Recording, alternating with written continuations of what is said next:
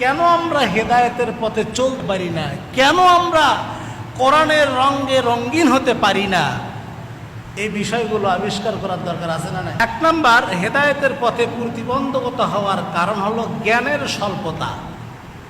কিসের স্বল্পতা? জ্ঞানের স্বল্পতা। আপনি যে কোনো কাজ সফলভাবে করতে চাইলে, কোনো কাজে সফলতা অর্জন করতে চাইলে সেই কাজ সম্পর্কে আপনার জ্ঞান থাকার দরকার আছে না? অবশ্যই আছে। আপনি যদি ভালো একজন ব্যবসায়ী হতে চান, সফল একজন বিজনেসম্যান হতে চান, তাহলে ব্যবসা কিভাবে করতে হয়, কিভাবে করলে আপনি প্রফিট বেশি পাবেন, এটা আপনাকে জানতে হবে। ভালো একজন কৃষক হতে চাইলে কৃষি সম্পর্কে আপনার ভালো জ্ঞান অর্জন করতে হবে। এইভাবে প্রতিটা সেক্টরে আপনি যদি সফলতা অর্জন করতে চান, তাহলে সেই বিষয়ে আপনাকে জ্ঞান অর্জন করতে হবে। এজন্য আল্লাহ তাআলা বলেছেন 22 নম্বর সূরা 17 নম্বর পারা 12 নম্বর পৃষ্ঠা 6 নম্বর লাইন, সূরা হজ 11 নম্বর আয়াতে উল্লেখ করা হয়েছে, وَمِنَ النَّاسِ مَن يَعْبُدُ اللَّهَ عَلَى حَرْفٍ فَإِنْ أَصَابَهُ خَيْرٌ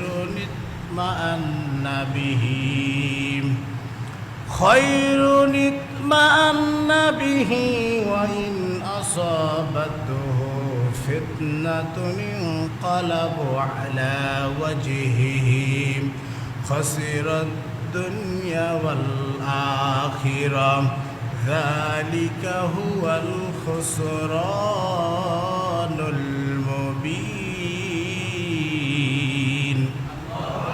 আল্লাহ রাব্বুল আলামিন বলেন, ওমিনান নাস, সমাজে এমন এক শ্রেণীর মানুষ রয়েছে, মাইয়াবুদুল্লাহ আলা হারফিন, তারা দ্বিধা দ্বন্দ্ব নিয়ে, সন্দেহ নিয়ে ইবাদত করে। তাদের ইবাদতের মধ্যে অনেক সন্দেহ রয়েছে। তারা কখনো মনে করে আল্লাহ অনেক কিছু করতে পারে, আবার কখনো মনে করে না সক্ষমতা আল্লাহর হাতে নাই, মানুষও কিছু করতে পারে। এমন চিন্তা অনেকের মধ্যে আছে না নাই? আল্লাহ রাব্বুল আমিন বলেন, ফাইন আসাবাহু খায়রুন ইতমাআন্না বিহি, এই সমস্ত মানুষদের জীবনে যখন কোনো কল্যাণ আসে, সফলতা আসে, তখন তারা প্রশান্তি লাভ করেন, শান্ত থাকে, আল্লাহর শুকরিয়া আদায় করেন। ওয়াইন আসাবাতহু ফিতনাতুন ইনকালাবা আলা ওয়াজহিহি, যখন তাদের জীবনে কোনো দুঃখ কষ্ট, বিপদ আপদ, বালা মুসিবত চলে আসে, তখন তারা আল্লাহর প্রতি বিশ্বাস তারা রাখতে পারে না। মনের মধ্যে সন্দেহ পোষণ করে যে আমি আল্লাহর ইবাদত করি, আমার কেন বিপদ হবে, আমি কেন অসুস্থ হব, আমার কেন ক্ষতি হবে।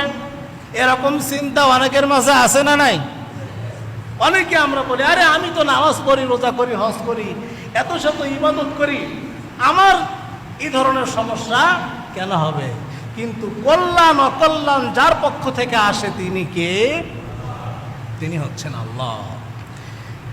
খসিরত দুনিয়া ওয়াল আখিরা, যারা মনের মধ্যে সন্দেহ নিয়ে ইবাদত করে, আল্লাহর প্রতি সঠিক ধারণা পোষণ করতে পারে না সর্ব অবস্থায়, এরা হচ্ছে ইহকালেও ক্ষতিগ্রস্ত, পরকালেও এরা ক্ষতিগ্রস্ত হবে।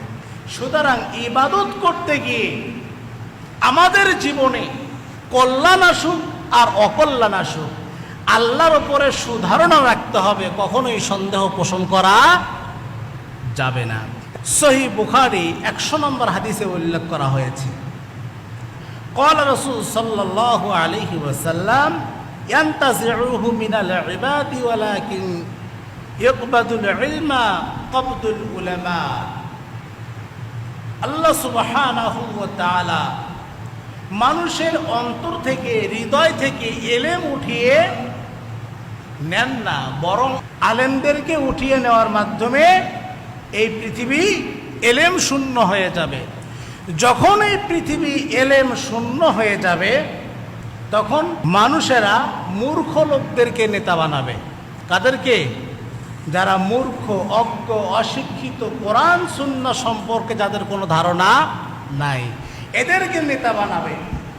আর এই সমস্ত নেতার কাছে ফতোয়া চাইলে ওই সমস্ত নেতারা তারা তাদের অজান্তেই কোরআন হাদিস বাদ দিয়ে তারা ফতোয়া প্রদান করবে। এতে করে তারা নিজেরাও পথভ্রষ্ট হবে এবং অন্যকেও পথভ্রষ্ট করবে। এরকম সিচুয়েশন তো আমাদের পৃথিবীতে এখনো হয় নাই, আমাদের দেশে হয় নাই। আহা, আজকে আপনি একটা জিনিস লক্ষ্য করে দেখেন, সমাজে যত বড় একজন আলেমই থাকুক না কেন, পারিবারিক সামাজিক কোনো বিশৃঙ্খলা দেখা দিলে তখন ওই আলেমকে ইনভাইট করা হয় না, ডাকা হয় ওই সমস্ত মানুষদেরকে যারা প্রভাবশালী, সে সুদরু হোক, ঘুষরু হোক, জেনা ব্যভিচারকারী হোক বা রাজনৈতিক দলের নেতা হোক। কারণ প্রভাবশালী ব্যক্তি ছাড়া ওই সমস্যার সমাধান হয় না। কিন্তু এই সমস্যার সমাধান করবে কারা? আলেমরা। কিন্তু আলেমদেরকে ডাকা হয় না, ডাকা হয় তাদেরকে, ঠিক কিনা?